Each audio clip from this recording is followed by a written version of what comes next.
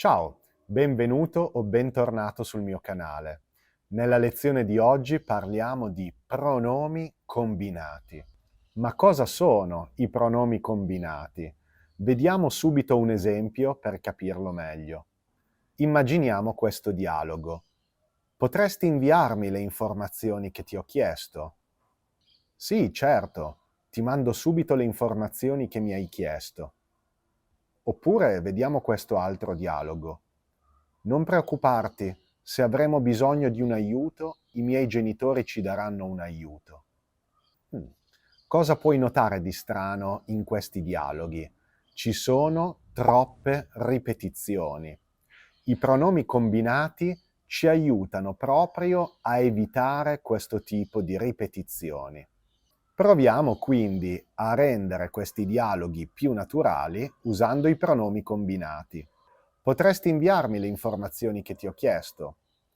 Sì, certo, te le mando subito. Non preoccuparti, se avremo bisogno di un aiuto, i miei genitori ce lo daranno. Sono Federico, insegnante di italiano per stranieri, e su questo canale aiuto studenti stranieri come te a fare progressi con il proprio italiano attraverso contenuti di vocabolario, grammatica e cultura italiana. Nella lezione di oggi parliamo di pronomi combinati, un argomento che di solito si studia a un livello B1, ma nel corso degli anni ho conosciuto tanti studenti, anche di livello avanzato, che non usano tanto questi pronomi o che hanno delle difficoltà a ricordarseli. Se sei uno studente di livello A2 o B1, forse stai vedendo questo argomento per la prima volta e questo video ti sarà molto utile per capirlo. Ma anche se sei uno studente di livello intermedio alto o avanzato, credo che un ripasso dei pronomi combinati possa esserti utile. Per ripassare il contenuto della lezione di oggi, ma soprattutto per praticare con tantissimi esercizi, ho preparato un PDF gratis che puoi scaricare cliccando il link nella descrizione di questo video. E ora cominciamo con la lezione. Prendiamo questa frase come esempio. Offro il caffè al mio collega. Offro il caffè al mio collega. In questa frase abbiamo un verbo, il verbo offrire, coniugato alla prima persona singolare. Io offro. Io sono il soggetto della frase. Il caffè è il complemento oggetto diretto. Io offro che cosa? Il caffè. Dato che il caffè è un oggetto maschile e singolare, possiamo sostituirlo con il pronome diretto lo. Quindi, se l'oggetto diretto della frase è già stato menzionato, se gli interlocutori sanno che stiamo parlando di caffè, possiamo semplificare la frase dicendo lo offro al mio collega, lo offro al mio collega. Il mio collega è il complemento oggetto indiretto, offrire qualcosa a qualcuno. Questo complemento può essere sostituito dal pronome indiretto gli, che in questo caso significa a lui. Abbiamo visto come possiamo sostituire l'oggetto diretto, il caffè, con il pronome lo. E abbiamo visto anche come possiamo sostituire il complemento indiretto al mio collega con il pronome indiretto gli. Se vogliamo evitare di ripetere questi due oggetti e se vogliamo sembrare più naturali, dovremmo dire glielo offro, cioè offro il caffè al mio collega, glielo offro. Questa è una struttura che gli italiani usano tantissimo nella lingua parlata di tutti i giorni. Noi usiamo tantissimi pronomi per evitare le ripetizioni e parlare in modo più fluido e naturale. Chiaramente, per usare in modo corretto i pronomi combinati, dobbiamo conoscere molto bene i pronomi diretti e i pronomi indiretti. Facciamo un ripasso veloce. I pronomi diretti sono mi, ti, lo, la, ci, vi, li e le. I pronomi indiretti, invece, sono mi, ti, gli, le, ci, vi e gli. Come puoi vedere, i pronomi di terza persona hanno un colore diverso, perché sono gli unici pronomi che cambiano, sono gli unici pronomi che sono diversi quando sono diretti e indiretti. Mi, ti, ci e vi invece sono sempre uguali. E quali sono questi pronomi combinati? Come si formano questi pronomi? Quando i pronomi personali indiretti mi, ti, gli, ci e vi sono usati insieme ai pronomi personali diretti lo, la, li, le e al pronome ne, si trasformano in forme combinate. Queste sono le combinazioni possibili di pronomi combinati: melo, mela, meli, mele, mene, telo, tela, teli, tele, tene, cielo, cela, celi, cele, cene, velo, vela, veli, vele, bene. Come puoi vedere, i pronomi indiretti e i pronomi diretti sono separati, ma si pronunciano quasi come un'unica parola: melo, telo, cielo, velo. Nella lingua parlata creiamo una parola unica, uniamo questi due pronomi. Cosa possiamo notare guardando questi pronomi? Prima di tutto, dobbiamo sapere che il pronome indiretto viene prima del pronome diretto e poi dobbiamo ricordarci di sostituire la I del pronome indiretto con una E. Me, te, ce, be. E come funzionano i pronomi di terza persona? Come facciamo se dobbiamo dire a lui, a lei, a loro? Dobbiamo usare queste forme. Per la terza persona singolare maschile gli e femminile le, e per la terza persona plurale gli, le forme combinate sono scritte unite in un'unica parola: glielo, gliela, glieli, gliele e gliene. Non preoccuparti, so che sembrano tantissime informazioni, ma adesso vediamo degli esempi concreti e alla fine della lezione potrai scaricare il PDF gratuito che ti spiega nuovamente la lezione di oggi e in cui potrai trovare tantissimi esercizi per praticare questo contenuto fondamentale. Vediamo ora questo esempio. Mando una mail a te più tardi. Mando una mail a te più tardi. In questa frase abbiamo il verbo mandare coniugato alla prima persona singolare.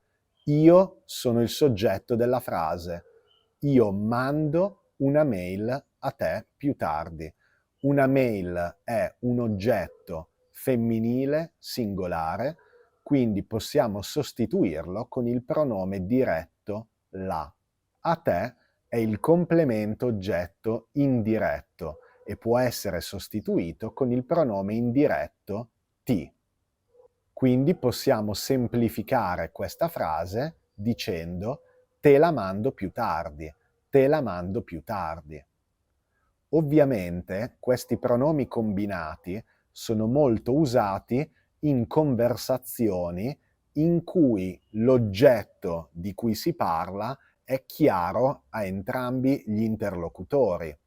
Quando l'oggetto è già stato menzionato, quando si sa di cosa si sta parlando, generalmente si evita di ripetere gli oggetti diretti e indiretti usando dei pronomi combinati.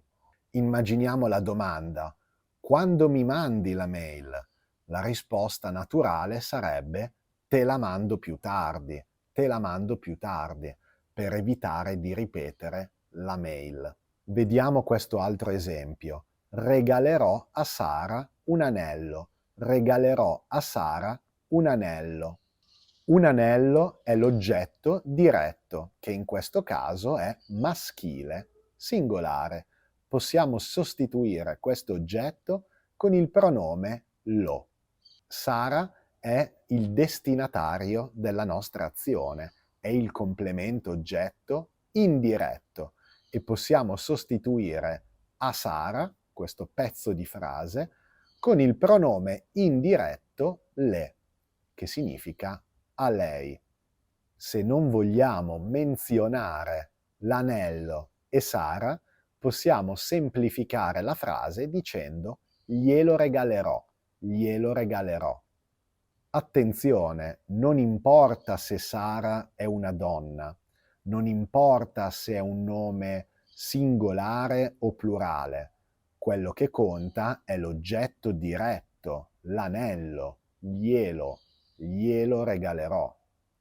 Ora vediamo un paio di esempi anche con degli oggetti plurali, così ripassiamo anche l'uso dei pronomi diretti al plurale. Mia nonna preparava spesso le lasagne a me. Mia nonna preparava spesso le lasagne a me. Immaginiamo una conversazione in cui le lasagne, questo oggetto, è già stato menzionato. Quindi immaginiamo una domanda come questa. Tua nonna ti preparava le lasagne? Tua nonna ti preparava le lasagne? Una risposta come questa non sarebbe naturale perché stiamo ripetendo l'oggetto, le lasagne. Quindi dobbiamo sostituire l'oggetto le lasagne, che è femminile plurale, con il pronome le, che è un pronome oggetto diretto. Allo stesso modo dobbiamo sostituire a me con il pronome indiretto mi.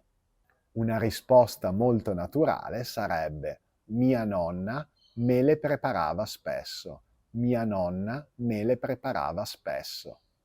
E ora passiamo a un altro esempio.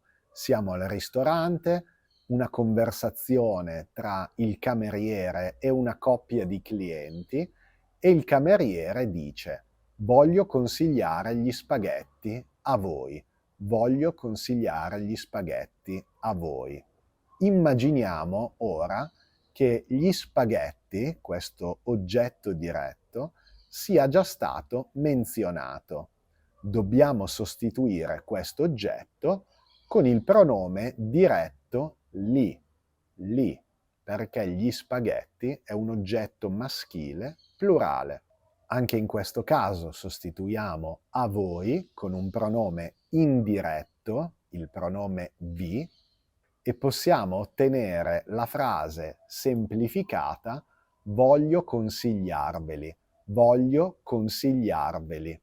Attenzione perché questo è un dettaglio molto importante che molti studenti dimenticano.